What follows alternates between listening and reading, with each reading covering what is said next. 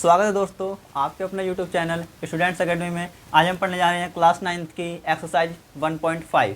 इससे पहले हम लोग सारी एक्सरसाइज कंप्लीट कर चुके हैं। 1.4 को कवर नहीं करा है, वो आगे चल के वीडियो बना देंगे। इसके अंदर देखो क्या कहता है। फर्स्ट क्वेश्चन कहता है बताइए कि नीचे दी गई संख्याएँ परिमेय हैं या अपरिमेय हैं। जैसे कि यहाँ पर हमको कुछ संख्या दे देनी है 2 - √5। इसको बताना है कि ये परिमेय संख्या है या अपरिमेय संख्या है।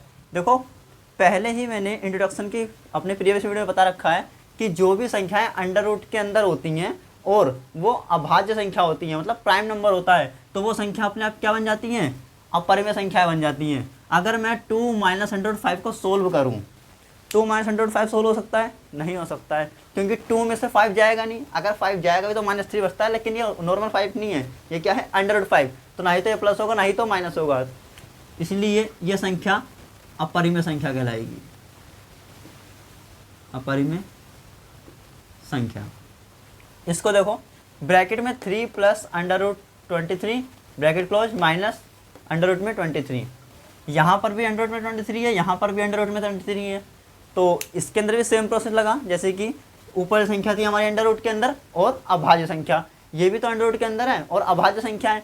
तो 3 तो इसके अंदर नहीं जुड़ सकता, क्योंकि अगर नॉर्मल संख्या अंडर रूट की संख्या के साथ जुड़ती या घटती तो ऊपर भी तो होता, लेकिन ये नहीं होता है। पर ये देखो आगे जो संख्या है, इसको बैकवर्ड क्लास में हटाता हूँ, 3 + √23 और माइनस √23। तो माइनस और प्लस कैंसिल हो जाएगा, क्योंकि ये संख्या माइनस की है, प्लस की, माइनस प्लस माइनस होता है, क्या बन जाएगा 0। तो खाली क्या बचेगा 3, और 3 क्या हो जाएगा, एक प्रकार की परिमेय संख्या। ठीक है। अब देखो 2 √7 बटे में 7 √7, यहाँ पर भी तो √7 एक प्रकार की क्या है, प्राइम नंबर है, अभाज्य संख्या है, और वो भी अंडर रूट के अंदर है। लेकिन जैसे यहाँ पर अंडर रूट की संख्या से अंडर रूट की संख्या क्या हो गई थी, माइनस हो गई थी, घट गई थी, तो खाली ये संख्या बची थी। यहाँ पर ये काय में है, डिवाइड में है, तो इसके अंदर √7 से √7 कैंसिल हो जाएगा, खाली क्या बचेगा 2/7। ये बटे में लिखी गई है, यानी कि P/Q के रूप में लिख दी गई है। जो संख्याएं P/Q के रूप में लिखी जाती हैं उन संख्याओं को हम लोग क्या बोलते हैं, परिमेय संख्याएं। आया समझ में। देखो फोर्थ पार्ट इसका 1/√2। 1/√2 को आप सॉल्व कर सकते हो? नहीं कर सकते हो। अगर सोल्व भी करोगे तो √2 कभी भी संख्या खत्म नहीं होगी। जैसे कि यहाँ पर ये दोनों संख्याएं थी, अब माइनस होकर खत्म हो गई, खाली 3 बचा। यहाँ पे दोनों अंडर रूट की संख्याएं थी, डिवाइड होकर खत्म हो गई, खाली 2/7 बचा। यहाँ पर एक डिवाइड नहीं हो सकता, ना ही तो किसी से माइनस हो सकता, तो खाली क्या रहेगा ये 1/√2। और जो अंडर रूट के अंदर संख्या होती है और प्राइम नंबर होता है वो कौन सी संख्या होती है, अपरिमेय संख्या होती है। ठीक है। अब देखो 2π, पाई का मान आपने सुना होगा 22/7। पाई का मान क्या होता है, 22/7। तो जो 22/7 है, जैसे कि 22/7, ये तो P/Q के रूप में लिखा हुआ है। लेकिन अगर आप 22 और 7 को सोल्व करोगे, मतलब आगे चल के डिवाइड में लाओगे ना, तो कभी भी ये पूरी तरीके से विभाजित नहीं होगा और संख्या बढ़ती चली जाएगी। और जब कोई संख्या बढ़ती चली जाती है उस संख्या को क्या बोलोगे आप लोग, अपरिमेय संख्या। क्या बोलोगे, अपरिमेय संख्या। कहीं पर भी अगर पाई आ जाए तो ये मत सोचना 22/7 P/Q के रूप में लिखा हुआ है बस परिमेय संख्या कर दो, नहीं। खाली पाई ऐसी वैल्यू है जो अपॉन में तो लिखी हुई होती है, लेकिन क्या मानी जाती है, अपरिमेय, क्योंकि वो पूर्ण रूप से विभाजित नहीं होती। चलते अपने क्वेश्चन नंबर 2 की ओर। क्वेश्चन नंबर 2 ये कहता है कि नीचे दिए गए समीकरण को हल कीजिए। मतलब कि जो संख्याएं, जो समीकरण दे रखी हैं उनको हमको इसको सरल करना है पूरी तरीके से। देखो ब्रैकेट में 3 + √3 ब्रैकेट क्लोज, फिर ब्रैकेट में 2 + √2। इसमें क्या करना होता है, जो फर्स्ट नंबर होता है पहले फर्स्ट नंबर को उतारो और दूसरा वाला जो पूरी ब्रैकेट है उसको लिखना है, यानी कि 2 + में √2 प्लस में √3 और वापस से पूरा का पूरा ब्रैकेट 2 + में √2। ध्यान रखना, पहले फर्स्ट नंबर, उसके बाद पूरा ब्रैकेट, फिर सेकंड नंबर जिसके साइन के साथ है, अगर माइनस हो तो माइनस का वही नंबर, प्लस का है तो प्लस का वही नंबर, और दोबारा से सेम ब्रैकेट। यही एक ब्रैकेट 2 बार उतरेगा और फिर जो ब्रैकेट के बाहर संख्या उसकी मल्टीप्लाई ब्रैकेट की दोनों संख्या के साथ होगी, जिसकी 3 दूनी 6 प्लस 3 √2, 3 √2। यहाँ पर ऐसा मत करना 3 दूनी 6 अंडर रूट के अंदर लिख दो, नहीं। यहाँ ये क्या है, 3 अंडर रूट के बाहर है और 2 अंडर रूट के, सॉरी यहाँ 2 आएगा, 2 अंडर रूट के अंदर है, इसीलिए क्या किया है 3 अंडर रूट 2 प्लस का प्लस, और यहाँ पे अंडर रूट 3 और 2 नहीं, 2 पहले आएगा, अंडर रूट 3 बाद में, 2 अंडर रूट 3 प्लस ये भी संख्या अंडर रूट के अंदर है, ये भी रूट के अंदर है, तो दोनों की मल्टीप्लाई हो जाएगी और जो आएगा वो भी रूट के अंदर आएगा। जैसे कि 3 दूनी 6, पर दोनों संख्याएं रूट के अंदर है तो रूट 6। अब देखो सारे की सारी संख्याओं का रूट अलग अलग है, यहाँ पर रूट 6 है, कहीं और है रूट 6 नहीं है, तो प्लस भी नहीं होगा माइनस भी नहीं होगा। यहाँ रूट 3 है और कहीं रूट 3 नहीं है, ये भी नहीं कर सकते हम सोल्व। रूट 2 कहीं रूट 2 नहीं है, ये भी नहीं कर सकते सोल्व। ये खाली 6, कहीं नॉर्मल संख्या है जो प्लस भी या माइनस हो, नहीं है, तो इसका आंसर सिर्फ यही खत्म हो जाएगा। आगे चलते हैं अपने क्वेश्चन नंबर 2 के सेकंड पार्ट की ओर। क्वेश्चन नंबर 2 का सेकंड पार्ट भी सेम इसी तरीके से सोल्व कर सकते हो। पहले क्या होता रहेगा, फर्स्ट नंबर, फिर दूसरा वाला पूरा ब्रैकेट, जैसे कि फर्स्ट नंबर दूसरा वाला पूरा ब्रैकेट, फिर साइन के साथ सेकंड नंबर, फिर दूसरा वाला पूरा ब्रैकेट। चाहो तो मैं भी ये कर लूँ, फर्स्ट नंबर दूसरा वाला पूरा ब्रैकेट प्लस सेकंड नंबर दूसरा वाला पूरा ब्रैकेट। तो इस तरीके से आप इस सवाल को खुद कर लेना, मैं इसके अंदर एक फॉर्मूला लग रहा है उस फॉर्मूले से करके सिखा रहा हूँ।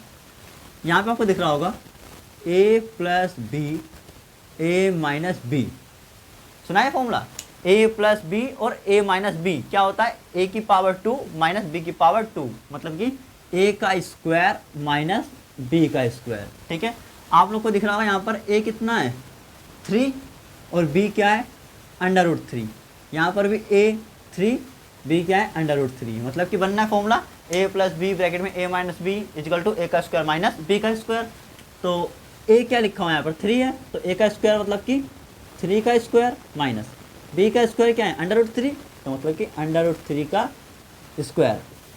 अब देखो 3 का स्क्वायर क्या होगा, 3 की मल्टीप्लाई 3 में कर दो। जब भी किसी का स्क्वायर निकालते हैं ना, उसी नंबर की मल्टीप्लाई उसी नंबर में कर देते हैं, उसका स्क्वायर है। 3 के स्क्वायर निकाल रहा हूँ मैं, तो 3 की मल्टीप्लाई 3 में करेंगे, 3 3 जा 9 माइनस। अब अंडर रूट 3 का स्क्वायर निकाल रहा हूँ, तो ध्यान रखना जब भी किसी संख्या के ऊपर रूट लगा हुआ होगा तो रूट से स्क्वायर कट जाता है और खाली जो नंबर होता है वो नंबर सेम आता है और कोई मल्टीप्लाई करके नहीं आता। यहाँ पर अंडर रूट से स्क्वायर कट जाएगा, खाली 3 का 3 बचेगा। अब 9 में 3 का क्या बचेगा, खाली 6 आंसर। आया समझ में? इस सवाल को इस वाले तरीके से भी करके देखोगे तो आंसर आपका 6 ही आएगा, करके देख लेना आएगा। अब देखो यहाँ पे क्या है, a प्लस बी का होल स्क्वायर, साफ साफ दिख रहा है आपको, a प्लस बी का होल स्क्वायर लगा हुआ दिख रहा है। अब a क्या है अंडर रूट 5, b क्या है अंडर रूट 2। फॉर्मूला कैसे खोलोगे, a का स्क्वायर होता है प्लस b का स्क्वायर प्लस 2ab, ये फॉर्मूला होता है हमारे पास, a प्लस बी का होल स्क्वायर, a का स्क्वायर प्लस b का स्क्वायर प्लस 2ab।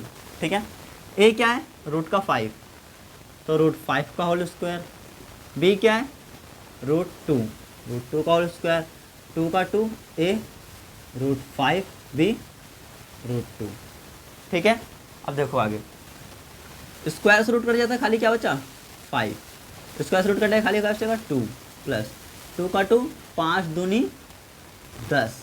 ये दोनों संख्याएं रूट के अंदर थी, इसीलिए मैंने इनकी मल्टीप्लाई करी, 2 की मल्टीप्लाई नहीं करी, क्योंकि जो संख्याएं रूट के अंदर होती हैं उन्हीं की मल्टीप्लाई होती है बस।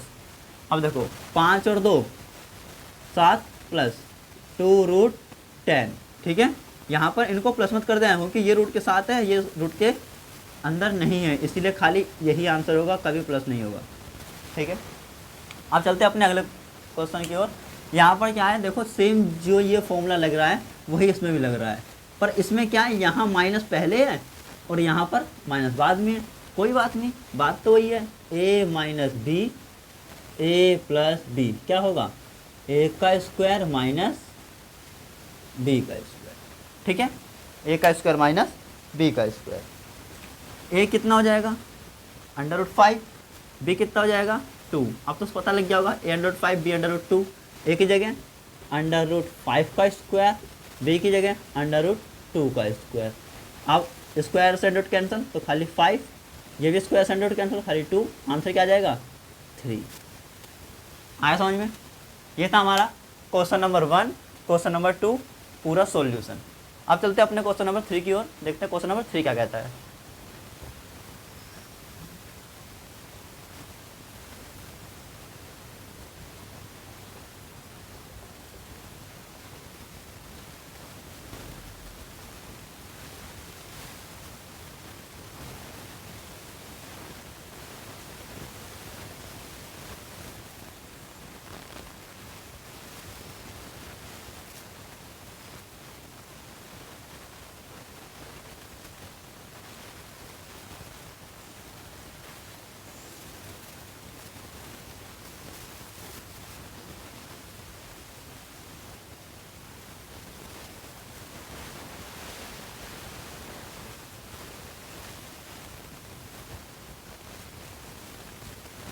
देखिए क्वेश्चन नंबर 3। क्वेश्चन नंबर 3 में ये कहता है कि आपको याद होगा कि पाई को एक वृत्त की परिधि यानी कि सी और उसके व्यास डी के अनुपात में परिभाषित किया जाता है। जैसे कि पाई है, पाई को किसके अनुपात में लिखा जाता है? एक वृत्त की परिधि, वृत्त की परिधि मतलब कि सी, और अनुपात किसके साथ? वृत्त का व्यास, वृत्त का व्यास यानी कि डी। इन दोनों के अनुपात के रूप में लिखा जाता है या व्यक्त किया जाता है। आगे सुनते हैं। अर्थात पाई बराबर सी अपॉन डी, मतलब पाई का पाई, वृत्त की परिधि यानी कि सी अपॉन वृत्त का व्यास यानी कि डी। बन गया फॉर्मूला। आगे देखते हैं। इस तथ्य का अवरोध करता हुआ प्रतीत होता है, यानी कि ये अंतर्विरोध करता है इसका कि ये झूठा साबित हो रहा है। आगे देखते हैं।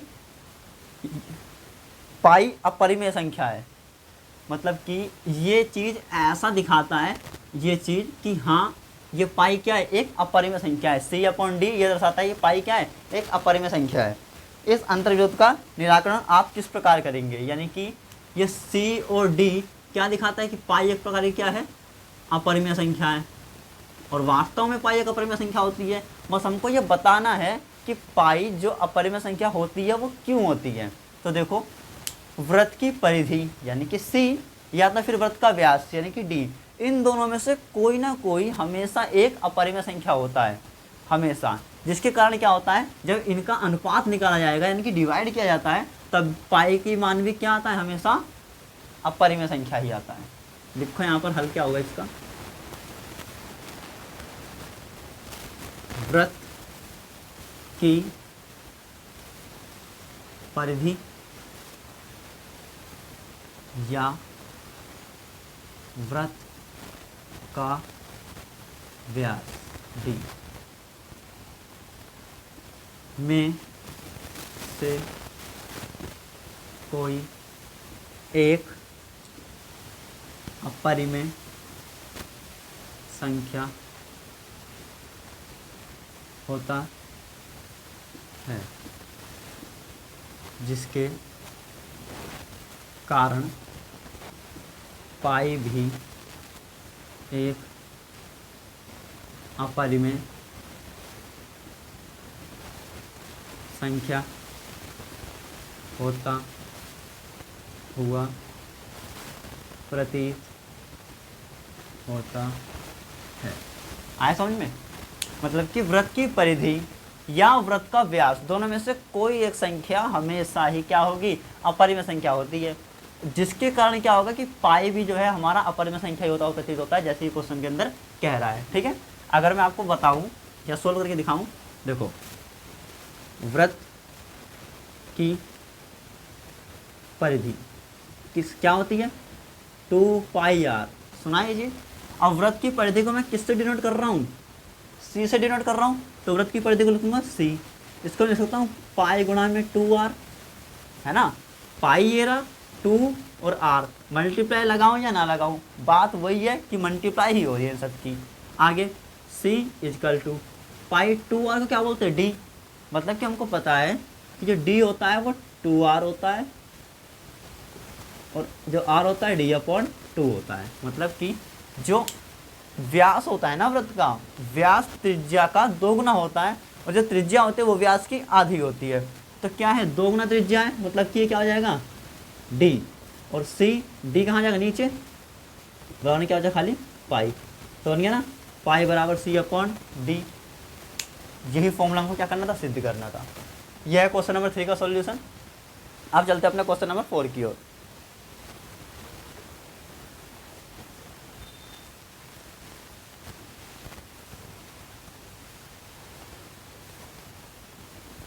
देखते हैं हमारा क्वेश्चन नंबर 4 क्या कहता है। क्वेश्चन नंबर 4 ये कहता है कि संख्या रेखा पर अंडर रूट 9.3 को दर्शाइए। संख्या रेखा पर अंडर रूट 9.3 को दर्शाना है। कैसे दर्शाएंगे? देखो, इस क्वेश्चन को करने के लिए या कोई ऐसा क्वेश्चन आ जाए जो अंडर रूट के अंदर संख्या हो और पॉइंट में हो, और उसको हमको संख्या रेखा पर दिखाना है। किस पर दिखाना है? संख्या रेखा पर। तो हमें हमेशा स्केल डी तो नहीं है, स्केल, प्रकार पेंसिल, इन सब की ज़रूरत होती है। इसको मैं बोर्ड पर ही समझा रहा हूँ, आप लोग जब करोगे तो स्केल, प्रकार, पेंसिल, अपने रबड़ कटर लेके बैठना, तब जाके ये पूरा का पूरा क्वेश्चन एक्यूरेट आएगा। ठीक है, देखो क्वेश्चन जितना लंबा उसने कहे गया, जिसकी उसने 9.3 कहा है, तो मैं स्केल को अपने रखूँगा और कितनी लंबी लाइन खींचूँगा, 9.3 सेंटीमीटर लंबी मैंने एक लाइन खींच दी। ठीक है, इस पॉइंट को नाम दे दिया मैंने ए, इस पॉइंट का नाम दे दिया बी। आया समझ में इतना? अब क्या करना है मेरे को, इसी पॉइंट से, जो पॉइंट बी है मेरा, इस पॉइंट से 1 सेंटीमीटर लाइन और खींचूंगा, 1 सेंटीमीटर लाइन। ठीक है, अब इस पॉइंट को नाम दे दिया मैंने सी। इतना आया। ये संख्या रेखा और आगे बढ़ रही है, संख्या रेखा कितनी भी आगे बढ़ती चली जाती है। ठीक है, अब देखो ए और सी, यानी कि एक तो ये वाला बिंदु और एक ये वाला बिंदु, इनको केंद्र मानकर में क्या करना है, प्रकार रखना है। एक तो अपना प्रकार होता है, प्रकार को आधे से ज़्यादा दूर तक खोलना, एक ऐसे चाप लगाना, एक ऐसे चाप लगाना, फिर यहाँ पे सी पे रखना, एक इधर से चाप काटना, एक इधर चाप काटना। ठीक है, मतलब कि ए और सी का लंब समद्विभाजक खींचना है, मतलब कि इनका एकदम मध्य बिंदु निकालना है। तो मध्य बिंदु कैसे निकालते हैं, ए के ऊपर प्रकार रखो, इधर चाप लगाओ और नीचे भी चाप लगाओ, फिर सी के ऊपर प्रकार रखो, ऊपर उस चाप को काटो, नीचे भी चाप को काटो। वैसे ही करेंगे हम। ए ये रहा, यहाँ चाप लगाया, यहाँ चाप लगाया। ठीक है, सी ये रहा, यहाँ चाप लगाया और यहाँ चाप लगाया। तो देखो ये बिंदु और ये बिंदु को मैं स्केल रखूँगा, स्केल की मदद से क्या करूँगा, इसको मिलाऊंगा, बट डॉटेड लाइन के द्वारा, डायरेक्ट पूरी लाइन नहीं खींचूंगा। ठीक है, डॉटेड लाइन यानी कि ऐसे।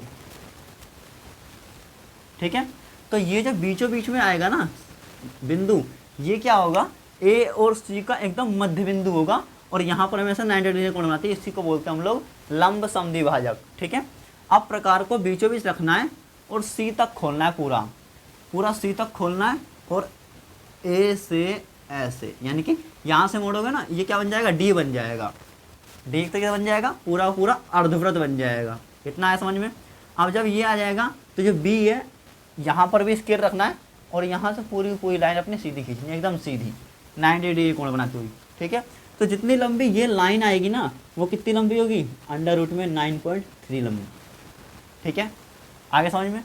या तो फिर कह दो यहाँ से प्रकार को रखो और इस प्रकार को ऐसे मिला दो, तो ये वाली भी जो लाइन होगी ना, वो भी कितनी लंबी होगी, अंडर रूट 9.3 सेंटीमीटर। आया समझ में? इसको स्केल पेंसिल से लेके करोगे तो पूरा एक्यूरेट बनेगा और सही दिखेगा। ये संख्या रेखा ऐसी है, इस संख्या रेखा पर कोई नंबर्स नहीं लिखे हुए होते कि 0 1 2 3 4 ऐसे नहीं होते, लेकिन अंडर रूट की संख्या और पॉइंट में और इसको दिखाना संख्या रेखा पर, तो ये सवाल ऐसे ही होते हैं। ठीक है, कर लेना सॉल्यूशन, पूरा इजी है और पेपर में आएगा। तो बस कुछ ही संख्याएं होती हैं जो आती हैं, जैसे कि 9.3 है और आपके बुक में एग्जाम्पल में दे रखा है, वही आएंगे पेपर में, अलग से नहीं आते। अब चलते अपने क्वेश्चन नंबर 5 की ओर, जो हमारी 1.5 का लास्ट क्वेश्चन है, फिर ये एक्सरसाइज भी कंप्लीट हो जाएगी। निम्नलिखित के हर का परिमेकरण कीजिए। क्वेश्चन नंबर 5 में क्या सीखना है हमको, हर का परिमेकरण। हर का परिमेकरण क्या होता है ये सीखो। ये हैगा 1/√7। हर का परिमेकरण में जो संख्या हर में होती है, यानी कि बटे के नीचे होती है, उसकी मल्टीप्लाई ऊपर और नीचे दोनों तरफ करनी है, बस और कुछ नहीं करना। अंडर रूट में क्या है नीचे हर में, √7 अपॉन में √7 कर दी, इसी की मल्टीप्लाई मैंने ऊपर भी और नीचे भी। ठीक है, यह सोचना भैया किससे मल्टीप्लाई करनी है, किसी से नहीं करनी, जो संख्या नीचे लिखी हुई है उसी को उठा के ऊपर भी लिख दो और नीचे भी लिख दो, और मल्टीप्लाई है तो खाली सामने और सामने गुणा करनी है। √7 बन जा √7, √7 और √7 क्या हो जाएगा, √7 का स्क्वायर। पता है ना, जब 2 गुणा 2 होता है तो 2 का स्क्वायर, 4 गुणा 4 है तो 4 का स्क्वायर, √7 गुणा √7 है तो √7 का स्क्वायर, यही होगा। अब स्क्वायर तो अंडर कैंसिल हो जाए तो क्या बचेगा, खाली √7 अपॉन में 7, यही हमारा आंसर हो जाएगा। क्योंकि हम इसको और अधिक सोल्व नहीं कर सकते, ये खाली यहीं पे ख़त्म हो जाता है। ठीक है, अब देखते हैं हमारा सेकंड पार्ट क्या कहता है। सेकंड पार्ट हैगा 1 अपॉन में √7 माइनस √6। ठीक है, 1 अपॉन में √7 माइनस √6, ये क्या कहता है ये समझो। ये पूरी की पूरी जो संख्या देगा ना नीचे, कितनी भी संख्या हो, अगर वो बटे में है वो एक ही संख्या मानी जाएगी, ठीक है। तो इसी की मल्टीप्लाई ऊपर नीचे दोनों साइड करनी है, बट कंडीशन क्या करनी है, कंडीशन क्या रखनी है हमको, माइनस है तो प्लस रखना है इस जगह, और अगर प्लस है तो दोनों जगह माइनस रखना है, और किसी चीज़ का ध्यान नहीं रखना है। बस इसको देखो पहले, √7 क्या लगाऊंगा मैं साइन, प्लस, क्योंकि यहाँ पर क्या है माइनस, और यही सेम साइन नीचे भी, √7 प्लस √6 कितना आया। अब देखो इस पूरे की मल्टीप्लाई 1 में करनी है, मतलब पता था ना मल्टीप्लाई एकदम सीधी सीधी होती है।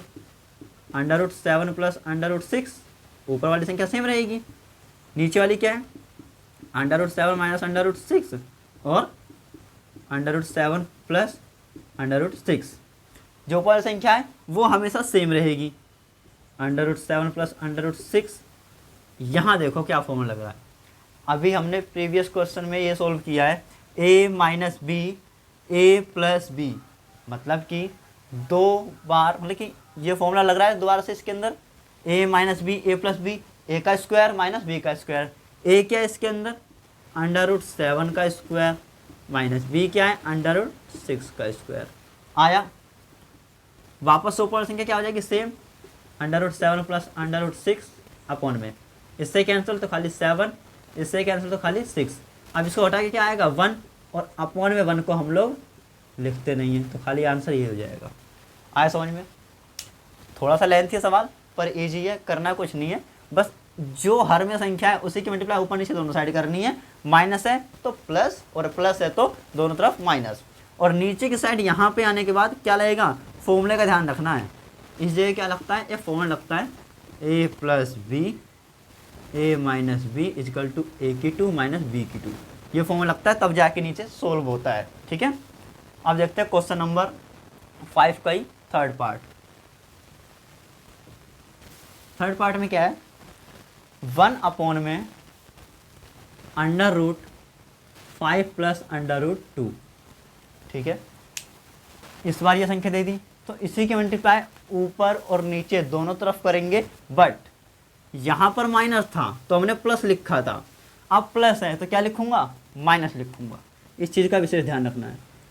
ब्रैकेट में √5 माइनस √2 अपॉन में ब्रैकेट में √5 माइनस √2, इतना आया। अब इस पूरे की मल्टीप्लाई 1 में करनी है तो वही आएगा √5 माइनस √2, और ये पूरी संख्या क्या आ जाएगी सेम आ जाएगी, आया इतना चीज। ये ऊपर यह तो हमेशा सेम चलती रहेगी, हर प्रोसेस में लास्ट तक पूरा सेम चलती रहेगी जब तक कि सवाल खत्म नहीं हो जाएगा। काम किस में करना है, सिर्फ नीचे वाली संख्या में, तभी इसको कहा जाता है हर का परिमेय करना। क्या आएगा ऊपर √5 माइनस √2, नीचे a plus B a minus b, फिर से फॉर्मूला लग रहा है तो a का स्क्वायर, a क्या है √5 का स्क्वायर माइनस b क्या है √2 का स्क्वायर, आया इतना चीज। अब ऊपर वाली संख्या तो सेम रहेगी, नीचे 5 माइनस इससे कटेगा तो 2, पता है ना √2 से स्क्वायर कैंसिल हो गया तो इसीलिए खाली संख्या लिखी मैंने, माइनस का माइनस, यहाँ भी √2 से स्क्वायर कैंसिल हो गया इसलिए खाली वही संख्या लिखी। क्या बचेगा √5 माइनस √2 अपॉन में 5 में से 2 गया तो 3, ये जो हमारा सॉल्यूशन है यही आंसर है। आया समझ में। अब चलते अपने लास्ट क्वेश्चन की ओर, इसी एक्सरसाइज का लास्ट पार्ट है, लास्ट क्वेश्चन का ही पार्ट है 4। क्या कहता है ये 1 अपॉन में √7 माइनस 2, ठीक है। वापस इसको ब्रैकेट मान लो, और ब्रैकेट मानने के बाद क्या हो जाती है वो सिर्फ एक संख्या हो जाती है। अब इसी के मल्टीप्लाई ऊपर नीचे दोनों साइड करेंगे, पर माइनस है तो क्या हो जाएगा वो प्लस, और यहाँ पर भी माइनस है तो प्लस, ठीक है। इसकी मल्टीप्लाई 1 में तो √7 प्लस 2, यहाँ पे a माइनस, अभी मत फॉर्मूला लगाओ पहले सेम लिख लो, √7 माइनस 2 और √7 प्लस 2, ऊपर वाली संख्या सेम लिखेंगे √7 प्लस 2, नीचे देखो a minus B A plus b, तो क्या बन जाएगा a का स्क्वायर माइनस b का स्क्वायर, ठीक है। अब देखो ऊपर वाला सेम √7 प्लस 2, नीचे क्या बन जाएगा स्क्वायर टू √2 कैंसिल, खाली 7 माइनस का माइनस 2 का स्क्वायर 4, यहाँ पर देखो 4 के ऊपर ये 2 है, सॉरी, यहाँ पर 2 के ऊपर अंडर रूट नहीं है, इसीलिए अंडर रूट नहीं कटा, बल्कि मैंने 2 का स्क्वायर 4 लिखा है। अगर अंडर रूट होता तो अंडर रूट स्क्वायर से कट जाता, खाली 2 का 2 लिखता। देखो अंडर रूट 7 + 2, 7 में से 4 गया तो 3, ये होगा इसका आंसर। ठीक है, इसी के साथ आज हमारा पूरा चैप्टर नंबर 1 कंप्लीट हो चुका है, संख्या पद्धति। हमने सारी एक्सरसाइज के सारे क्वेश्चन करे हैं। अगर आपको कोई भी डाउट हो तो प्लीज़ कमेंट करें, या हमारे वीडियो को बार बार पॉज करके देखें, समझ में आ जाएंगे सवाल।